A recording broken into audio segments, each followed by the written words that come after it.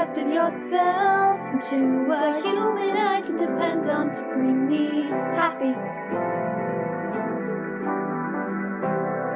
Ooh.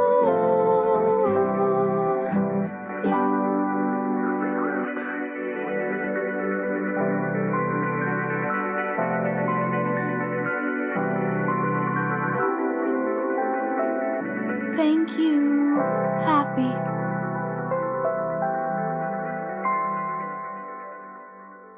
Well, to paraphrase our theme song, hello, old friends. This is Brian Kreutz along with Lili Fox-Lim, and proving that time flies when you're having fun. Lili and I are amazingly up to season 3 finale here on this show at Captain's Log. And speaking of amazing, actually good to see you back on your feet, BK. Yes.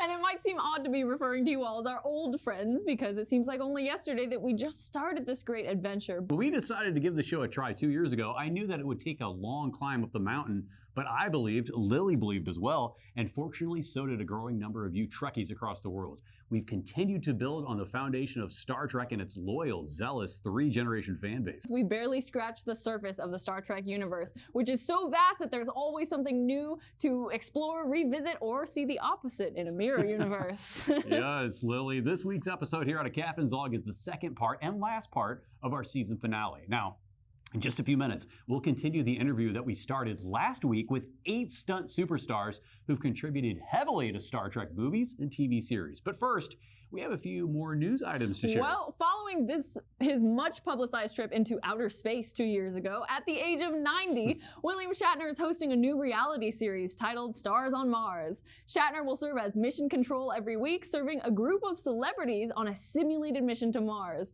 The weekly unscripted series is scheduled to debut on Fox on Monday, June 5th. That's pretty impressive. Sounds I want to really see that. cool. Yeah. Now, more than a year after the last new episode aired, Star Trek Discovery will be returning for a 5th and final season coming up in January. Now, the 10-episode season will air on Paramount Plus, of course, on Thursdays. In the meantime, all 55 episodes from the first 4 seasons remain available on Paramount Plus. In addition, each of the first 4 seasons are individually available on DVD and Blu-ray. Oh, I love Star Trek Discovery. Well, we both do, Yeah, right, BK? we do, Lili. Yeah. Absolutely. What's not to love? Now, we're going to show viewers footage that will premiere exclusively here on A Captain's Log from Deep Space Nine. In the first season, it was the episode called If Wishes Were Horses. It's directed by Rob Legato. Dennis Madalone is going to prepare for a big scene. We're showing the footage right now. He's getting wrapped in layers in his trailer on the Paramount lot. Now, ultimately, he's in a flame-retardant suit underneath a Federation yellow uniform. Tom Morga is with us here as well. Tom, you have a towel wrapped around your head as safety on the station. And in this corridor on Deep Space Nine, where you're a part of this as well, can you share your memories, Tom, and Dennis as well, going through the separate footage as we show it exclusively here on A Captain's Log? First of all, it's rare to do a full burn on a TV show, especially back then. And to do it on a stage at Paramount is really rare. But they believed in us, and there was never a question about it. So we did a full burn on that episode. Tim Torella, a great stuntman, and his assistant, Gary Gershio, they came aboard.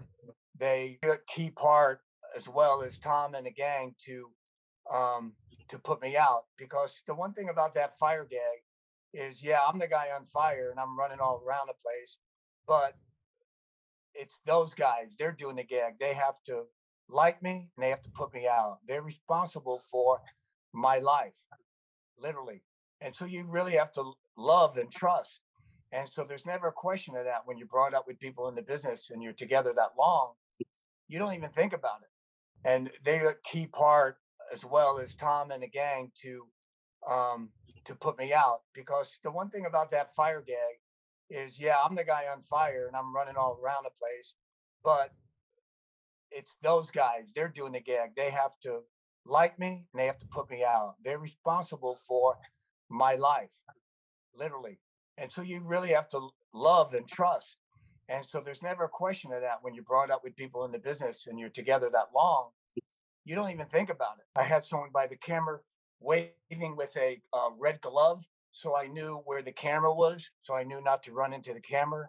I knew where the drop right before the camera. So it's really technical. It took all of us. It took like a team of 12 or 15 people to get that fire gag done safely. That was a real special shot because we're doing a fire scene on a stage. So it required a lot of extra precautions, and we had a safety officer there. And Rob Legato wasn't there, who was the director. He was really a good guy. We liked him. But at that time, we had a second unit director, which was our first assistant, BC, and she was directing that particular scene. And when we set it up, I had my camera, and Dennis got all prepped up. I had my camera that day, so I went into the trailer when they were dressing him, and I went through all the steps of getting into the fire suit with all the gel and everything else you put on. And you'll notice if you see it, the Dennis is freezing because that fire gel is cold stuff you put on. And then he puts wardrobe over it, walk him up to the set, and we get all ready for it. Now, when you do a fire scene, that scene has to be all ready to go. I mean, you don't have a director saying, okay, how's the camera here and this, that. You make sure that the cameras are all ready to roll when you walk on the set. Yeah, just in case I'm walking back to my room. If I'm walking back to my room, I keep the team with me in case someone flicks a cigarette at me. Right? Yeah. Put me out again. But hey, guys, that's the burn right here. Oh, yeah. Right there. So for me, it was always a magical burn to do that with my best friends. George, you wore a Klingon costume in Looking for Parmach in all the wrong places, wielding a botleth as a stunt double for Armin Shimmerman with Karen Colvette Cece, stunt doubling Terry Farrell, and both Tom Morga and Dennis Madalone playing holographic Klingons in this episode, with the scene taking place in Quark's holosuite. George, please set up the rehearsal at Woodley Park in Van Nuys, California, and what you remember about this episode wearing the Klingon armor as Quark. Armin had to fight the Klingon to get for some girl's hand, something like that. So he was going through the full Klingon school of training, and that was actually Tom teaching me, which thank God for Tom's patience. But that's how that played out. So Tom spent some time with me over in the park, and he was teaching me how to fight with the batleth, which I had never done before, and then try to make Armin look respectable as a fighter. So I think we pulled it off okay. That was great. They did a good job with that. We had one other one where you had a pizza slicer. Remember that one? Oh yeah, yes. Your arm and a pizza slicer thing, and we yes. and you were doing a Jem'Hadar who was a young kid, and he was growing up, and so right. On the holodeck we let it was Odo, I think, that lets you fight. And you kept saying, increase the energy, increase the level, and then we'd fight again, only it'd be more, more energy and more action. Yeah. Right, so kind of fun to do different levels of a fight. We're going to show viewers never before seen footage of behind the scenes practicing in rehearsal at Tinley. So Irving Lewis, with the Dan Curry designed pizza cutter weapon from the Deep Space Nine episode The Abandoned, is as a young Jem'Hadar, is opposite Tom Morga in the holosuite. So you're practicing at a public park for rehearsals. That specialist man, Tom Morga, you. I tell you, that Tom Morga, man, he was a saint. He was a saint. Practicing with him in the park and everything was great. Going through countless hours in the park as we're, doing the fight scenes, choreographing the fight scenes and everything, but he's a specialist, man. Tom Morga. I love that. That's right. And as you know, right? Hey, Tom, right, Tom? Come on, Tom. Right. You know it. Used to work the guy to the ground, right, Tom? Yeah. Yeah, Woodley Park. We go out there as a good place to go in the valley where we could kind of meet. But we organized, choreographed a lot of action out there. And I'm trying to think which one it wasn't. We did some stuff for that Unimatrix Zero. I was playing or doubling for a young kid that was supposed to be in training to fight. That was the Jem'Hadar. Yeah. Yeah, and you were doing different levels of fight because you were just learning, but you were this Jem'Hadar, and you would catch on right away, and you want to have increase the difficulty, make it harder. I remember getting a lot of strange looks from the passers-by. The chance that somebody would have came by and been a Trekkie, because we would kind of pick a spot out in the corner, wasn't necessarily out where a lot of people could see. We just set the camera up on a tripod and hit it and let it go, and we keep running and do take after take till we got what we wanted. I've got something to say about that, though. I do. We were out at Griffith Park. I was playing a Starfleet officer, and we were going to lunch, and this young girl came up. There was a school outing there. This young girl came up and she goes, "Can I have your autograph?" I said, "Honey, You don't want my autograph. I'm just a stunt man. I'm not one of the actors." And she yelled to the kids. She said, "Stuntman!" And to the kids. And the whole lunch, I signed autographs to the little kids' notebooks. I didn't even get to eat for an hour. They were in a huge line, and I said, and I had somebody take a picture of me signing an autograph with these kids, because I was like, this was amazing. They wanted a stuntman's autograph. I'm like, what? I'm not even an actor, you know. So That's it so was pretty cool. Tom, this was well before the previs that you guys were out in the park, right? There was no previs that you were going to bring back to Dennis and show him what you did, right? What did you use back then, like a little camcorder? Yeah.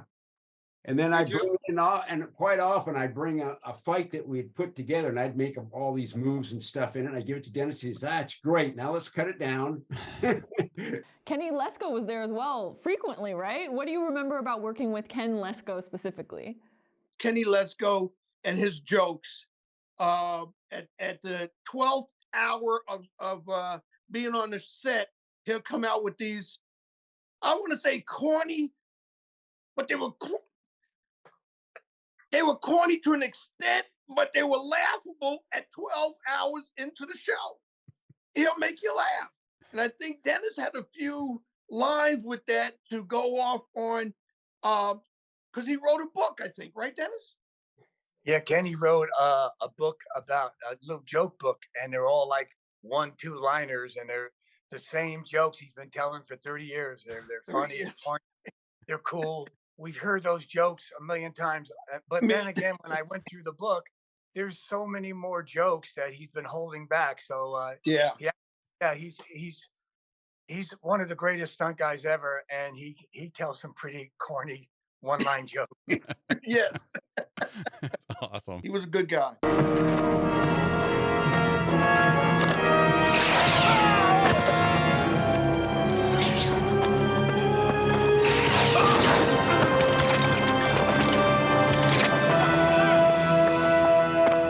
The stunts of Star Trek Spectacular on a Captain's Log returns in a moment. Welcome back to A Captain's Log. Our magnificent 7, make that 8 stunt people are here with Bryan and I, continuing our 2-part grand finale of the season. Dennis Danger Madalone is no stranger to Hollywood or the highs and falls of skills and thrills that stunt coordination brings. But his invaluable assistant stunt coordinator would probably say the same, working so closely together for more than 14 years just on Star Trek alone. Mark, Chris, Dennis, and Tom, you were all in this very early Deep Space Nine Season 1 episode. It was called Captive Pursuit, directed by Corey Allen. Now, it's the episode where we interviewed the actual Tosk, played by Scott McDonald, earlier here on A Captain's Log. But, Tom, you were doubling the Tosk. Now, Mark, you're the stunt double for Garrett Graham as First Hunter in a helmet, along with Dennis and Ken Lesko as Hunters, also in a helmet. Let's start with you, Mark. Tell us your experience getting phasered down, falling backward with this helmet on. Before any of that happened, I think that was one of the days I spent 4 hours in makeup. Wow. Of getting in there at 3 and being on set by like 7. And yeah, that particular scene, there were really just 2 beats to that. One was the classic flat back of getting phased out of that little the fireball that was coming through that cylinder. Yeah. And then the second beat of that was actually rising up to a point where Avery could throw a ham sandwich at me, which was a good right hook, which then took me back down to the ground. But other than that, it was just a great day, another long day, a well-paid day, and it was fun working with Avery. You know, we had to time that. Dennis set the cameras up in the right place for a really good hit, and hell, it was just a great working day, and I was happy that Dennis had me come in and double. Oh yeah, absolutely, man. That was so cool. You did a great job. Me and Kenny, we didn't have to put the makeup on. You did. That's right. You guys, you had the helmet on as well. Yeah, we left it right, but to save time and money, they probably figured, let's have some stunt guys that we don't see their face, so we don't need to go through the makeup and all that. But for you, we needed to see, you as the double. and Right, see that's how right. they You yeah. guys, I believe you guys got phaser hits or something. How did you guys Yeah. go down? Yeah, we got blasted by Avery Brooks and Kenny. When you show the clip, Kenny is a stuntman on camera left. I'm the guy on the right. And That's we got right. we got blasted 2 or 3 times in that episode. So that was Yeah, that was I remember there was a little funky thing about that fall. There's an extended stunt scene on the promenade with Chris doubling Rene Auberjonois' character Odo. Now, what was it like doubling Odo in this episode, or really any of them? As Chris, I believe you doubled Rene a lot, didn't you? I doubled him a number of times. First of all, he's a wonderful person. He's a great actor. And it was an honor to be able to double him. Most of the stuff was you get knocked down, you fall down, all this stuff. And whatever the situation is with the script, and let's go with it. But it was great working with Rene. He was a wonderful person. And the makeup wasn't too bad. It was about a 3-hour job to put it on. I had another stunt friend of ours who came in and took over for me later on. That was Brian Williams. He once he got his nose done, he actually became a better double for Rene than I did, and so he took over, kind of a situation like with Tom and Jonathan Frakes. The Stunts of Star Trek Spectacular on a Captain's Log returns in a moment. Welcome back to A Captain's Log. I'm Lili Fox-Lim, Brian Kreutz is here, and 8 elite stunt professionals are with us here today. Deeply underrated. Deep Space Nine comes to mind for many fans when thinking about this groundbreaking 7-season series. And most iconic episodes revolved around the Dominion War, of course, but leading up to the Dominion War story arc was an underrated episode that had its own charm and distinct memories for a few of our stunt performers one hot summer day north of LA.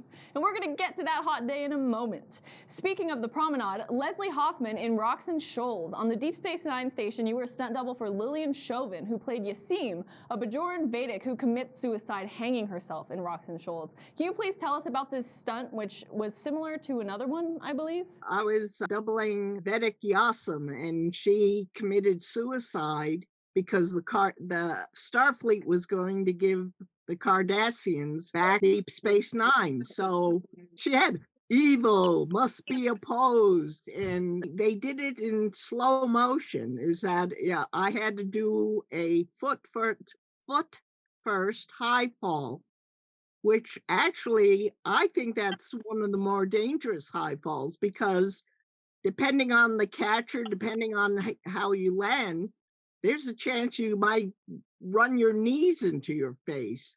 Another thing about the fall I did was actually the same fall that Tom did on Next Generation, called Schisms, when he was doubling Riker, except that they took his fall and they turned it sideways, that it looks like Riker is floating off of the sickbay table out of the ship, but it's the exact same stunt. So a lot of times you're told you're going to do a stair fall, or you're going to, do a high fall. And depending on the story, it's a different stunt each time. Yeah, Leslie, I always tell everyone there's no such thing as a small fall. They're all, you have to take them all serious. 2 feet, 10 feet, 100 feet. The small ones are the tricky ones, Oh, If you want to survive this business, you better take it all serious. Now, there were a couple of Jim Hadar episodes filmed in the hot Southern California desert for Deep Space Nine later in the seasons in the series of the show. Now, 2 of them were titled The Ship, and the other one was titled Rocks and Shoals. And one of these, wreckage of a crashed Jim Hadar fighter leaves room for multiple Jim Hadar warriors stranded and ready for stunts with a mining operation. This was filmed at a rock quarry on one of the hottest days on record in this part of California. Now, Dennis, crazy hot. Dennis, you, Tom, Morga, Chester Tripp, and Mitchell Danton were here on location, and you're all Jim Hadars in this heavy makeup. Ken Lesko takes a phaser hit, falling off of a high place, rolling to his death as a Federation blue shirt science officer, and he was a Tiburonian. His name was Talur. Please tell us about these very hot Deep Space Nine on-location experiences. It was just brutal. The heat was brutal. We were getting in air-conditioned vans and being taken from the ship back to set in air-conditioned vans. We'd have to set in air-conditioned vans. But sometimes we couldn't get that, and we'd be out doing the work and jumping from rock to rock. Chester, you and Dennis are overheating. You found a unique way to stay cool. Can you tell us about that? And producer Ira Bear sending in an ice cream truck? Like I said, Dennis put a water bottle on his head, cut a hole in the top. He went like this as the water bubbled down. The water was bubbling like a machine gun. It was pretty funny. I was into makeup too, and so I knew that those 2 days out there were going to be tough. And so by me wearing the makeup, I knew how far you guys could go. So I put myself through the mill with you, and it was 123 in the rock quarry. It was the hottest day ever in California history.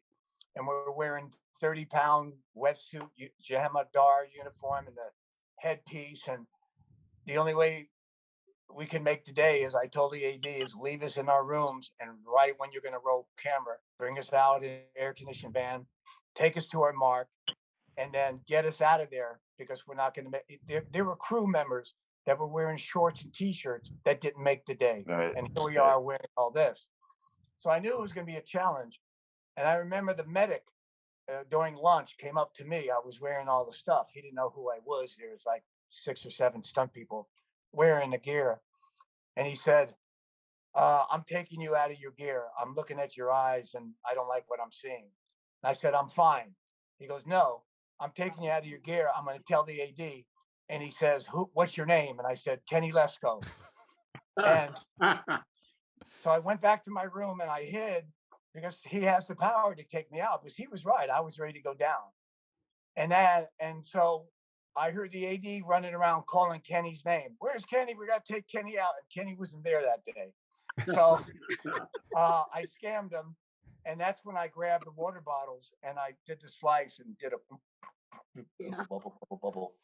And it poured down my neck. I said, oh my gosh, I feel alive again. So I did it with all my other Jamadar buddies, Chris and Tom, and Kenny was there the next day. And I knew the secret. I knew it was going to ruin the makeup on the inside, where they probably can't glue again.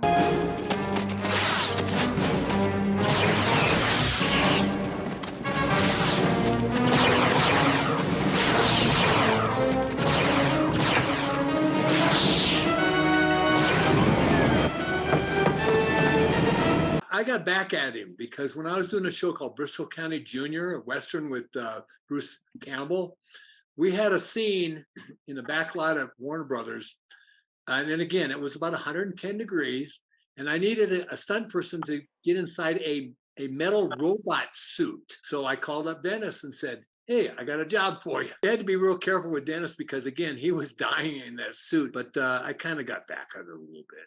Oh no, you got me good, because it was a metal tin back lot, the sun, buddy. After 2 hours, I was almost blacking out. It was and terrible. My body started locking up because there were no Gatorades. There was only crackers, coffee, and water. Is this that show in the canyon that day? Is this that show, or is this not that show? One Little Ship. It looks like it was retitled because that's not a DS9 title anymore. That was probably a working title. Yeah, but you know what? Dennis and I talked about this in pre-production on this. There was an episode called The Ship, and I think that might be what they renamed it to. Okay. One Little Chester, Ship. yeah, and that was also out in the canyon as well, in the desert. They talk about, there was a lot of Jem'Hadar in this, so I thought it might be.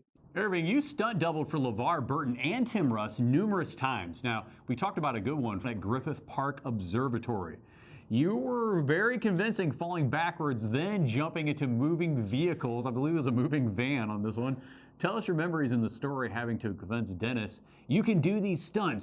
But jumping in that van with crazy Dennis at the wheel, I can hear it as I'm going through the door. Let's go, let's go, let's go. We got to go. As the door is shutting and he just speeds on. That's it. I just made it. I didn't become a cripple. You told me on the phone. Was it 2 takes? Dang. Yeah. Amazing. A moving vehicle that fast, and you got to do the tuck and roll, then you got to turn around, you got to jump in a van.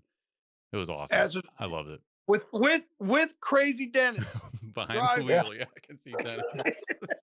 Irving, I love that time that you jumped into the moving van. I mean, we love that stunt. What a cool story.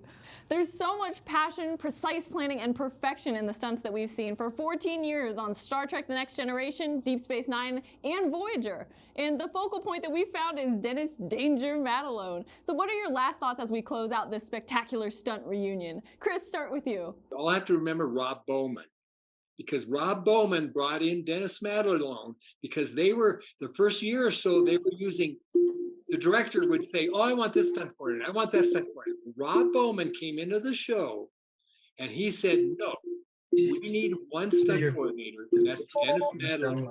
And that started this whole thing for all of us. But yeah, but it's not, it's Rob Bowman, it's Paul Stater, it's Yeah. all these, it's Glenn Wilder, it's Chuck Courtney, Kenny Lesko. So all these people, we all helped each other. I was going to say that on any birthday, Leslie would always be around, and she'd always be hustling out to get a cake for whoever's birthday it was and bring it on the set. So that's one thing I wanted to say that Dennis was always cool about. If you had a birthday, you could probably get a cake. He had the best cake maker, the best cake baker over there. Yeah, and he's a hell of a poker player, so watch out for him. Yeah. He deals from the bottom of the deck. You got to watch him. Yeah, no, just man, it was just like 14 wonderful years with everybody, and thanks to Dennis for putting everybody together, and for you, as you can hear, I mean, a big part of everybody's careers, and still to this day, it still has a lot of influence around town. So thanks for that, and proud that he's my brother-in-law, but more proud that he's my friend too. Well, I worked Deep Space Nine and Voyager. I was still out of town during Next Generation, but without Dennis being the coordinator, I never would have lived the life of, like I say, I love the original Star Trek. Who would have imagined that I would be part of Star Trek if it wasn't for Dennis? Being a stuntman and being in the business isn't always just about how hard you can hit the ground. It's about introductions. It's about synchronicity. It's about people introducing you to other people that'll help further your career. And when I came out here, all I knew was Dennis. And, he took me in, and hell, I lived with him for about a year. And, Same here. Same here. He introduced me to all these guys that we're talking to today. I mean, we hung out at Warner Brothers in the commissary, and I came in green, and I was very intimidated by Tom and by Chris and Kenny, but I kind of melded into the group, and one thing led to another. And again, I think it's all about the introductions, and then obviously your talent, what you can do with that moving forward. So anyway, for me, it was just a great, awesome career. Thank you, Dennis, and thank you, my buddies. And it's really great seeing everybody again, and love to you all. It's magical that we're all together, but some things are just meant to be. This could be just how it is. You think about it now, is all of us came from all different areas, and we merged together and met at, end up spending 14 years at Paramount, and then years before that together, and years after that together on other great missions. So it takes a lot, but the main thing that attracts us together and holds us together is that we have golden hearts, and we care for each other, and we care for others. It was a blessing. I had fun, and I hope to do it once again in the near future of time. Thank you both, Bryan and Lili, for having me on the show. And not just me, but all the stunt guys from the Star Trek era. Hey, it's great being on this show, Bryan and Lili. You guys are the best. You guys always bring so many super people on the show, and it's such a great journey to be on the captainship. And you guys, it seems like everything you bring on, if it's not golden, it turns into golden. But usually everyone you bring on, everyone that you do bring on has golden hearts, and you guys are leading the way with your kindness. Stunt work is exceptional work, arguably harder than the acting itself, certainly in terms of physicality. So we are eternally grateful for all of you being with us here on A Captain's Log. Thank you all so much, and you as well, Lili, for being with us here for a fine season of A Captain's Log. Season 3 has now come to a conclusion. Stay tuned for A Captain's Log streaming at warp speed on Twitch, Kick.com, and YouTube in early August. Lili will be there as well, speaking some Klingonese, along with myself and some other new segments. Hailing frequencies closed.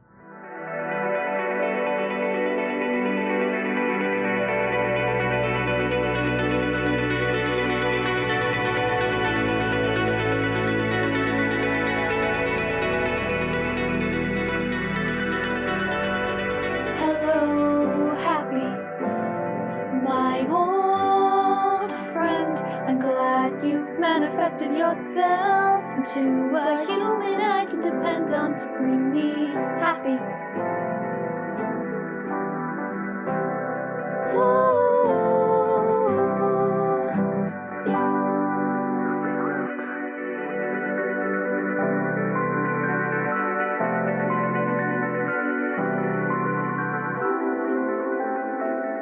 Thank you.